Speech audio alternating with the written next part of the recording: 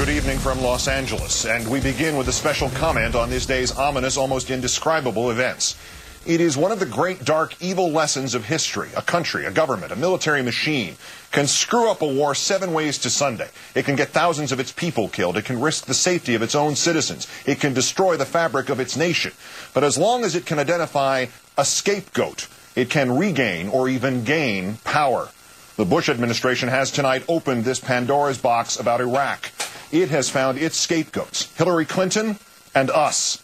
The lies and terror tactics with which it deluded this country into war, they had nothing to do with the abomination that Iraq has become. It isn't Mr. Bush's fault. The selection of the wrong war, in the wrong time, in the wrong place, the most disastrous geopolitical tactic since Austria-Hungary attacked Serbia in 1914 and destroyed itself in the process. That had nothing to do with the overwhelming crisis Iraq has become. It isn't Mr. Bush's fault.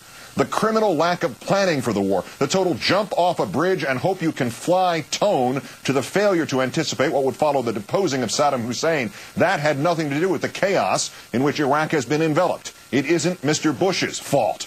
The utter, blinkered idiocy of staying the course, of sending Americans to Iraq and sending them a second time and a third and a fourth until they get killed or maimed. The utter deprioritization of human life, simply so a politician can avoid having to admit he made a mistake.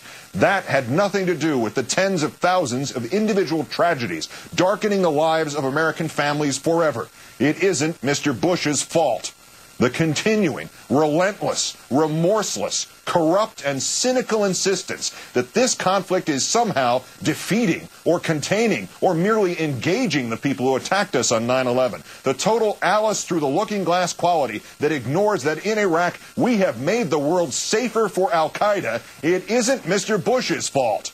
The fault brought down as if a sermon from this mount of hypocrisy and slaughter by a nearly anonymous Undersecretary of Defense. The fault has tonight been laid on the doorstep of Senator Clinton and, by extension, on the doorstep of every American, the now vast majority of us who have ever dared to criticize this war or protest it or merely ask questions about it or simply, plaintively, innocently, honestly plead, "Don't take my son.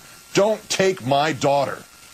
Senator Clinton has been sent, and someone has leaked to the Associated Press, a letter sent in reply to her own, asking if there exists an actual plan for evacuating the U.S. troops from Iraq. This extraordinary document was written by an Undersecretary of Defense named Eric Edelman. Premature and public discussion of the withdrawal of U.S. forces from Iraq, Edelman writes, reinforces enemy propaganda that the United States will abandon its allies in Iraq, much as we are perceived to have done in Vietnam, Lebanon, and Somalia. Edelman adds, such talk understandably unnerves the very same Iraqi allies we are asking to assume enormous personal risks. A spokesman for the senator says Mr. Edelman's remarks are at once both outrageous and dangerous, and those terms are entirely appropriate and may in fact understate the risk the Edelman letter poses to our way of life and all that our fighting men and women are risking, have risked, and have lost in Iraq. After the South was defeated in our Civil War, the scapegoat was Confederate President Jefferson Davis, and the ideas of the lost cause and Jim Crow were born in that wake. After the French were beaten by the Prussians in 1870 and 1871, it was the imaginary Jewish influence in the French Army General Staff, and there was born 30 years of self-destructive anti-Semitism, culminating in the horrific Dreyfus case. After the Germans lost the First World War, it was the backstabbers and profiteers at home on whose broken bodies the National Socialists rose to prominence in the succeeding decades, and whose accused membership eventually wound up in torture chambers and death camps. And after the generation just before ours, and leaders of both political parties escalated and re-escalated and carpet-bombed and re-carpet-bombed Vietnam, it was the protest movement and Jane Fonda, and as late as just 3 years ago, Senator John Kerry, who were assigned the blame, the kind of blame which no rational human being could concur, and yet which still, across vast sections of our political landscape, resonates unchallenged and accepted.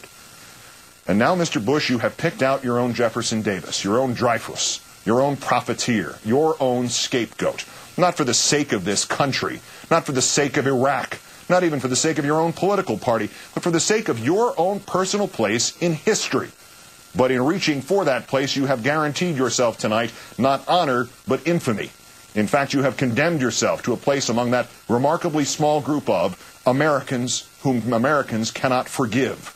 Those who have sold this country out and who have willingly declared their enmity to the people at whose pleasure they supposedly serve. A scapegoat, sir, might be forgivable if you had not just happened to choose a prospective presidential nominee from the opposition party.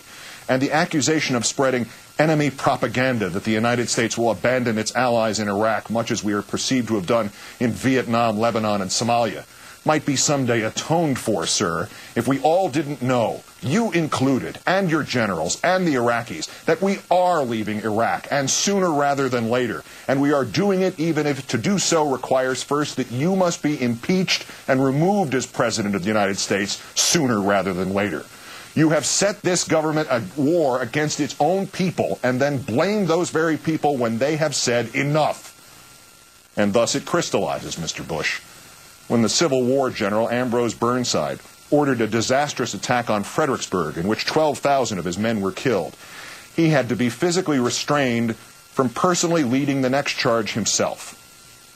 After the First Lord of the British Admiralty, Winston Churchill, authored and enabled the disastrous Gallipoli campaign that saw 250,000 Allied soldiers cut down in the First World War, Churchill resigned his office and took a commission as a frontline officer in the trenches of France. Those should be your new role models, Mr. Bush. Let your minions try to spread the blame to the real patriots here who have sought only to undo the horrors you have wrought here since 2002. Let them try that until the end of time, though the words might be erased from 1,000,000 books and 1,000,000,000 memories, though the world be covered knee-deep in your lies. The truth shall prevail. This, sir, is your war. Senator Clinton has reinforced enemy propaganda, made it impossible for you to get your ego-driven, blood-steeped win in Iraq. Then take it into your own hands, Mr. Bush. Go to Baghdad now and fulfill, finally, your military service obligations. Go there and fight your war yourself.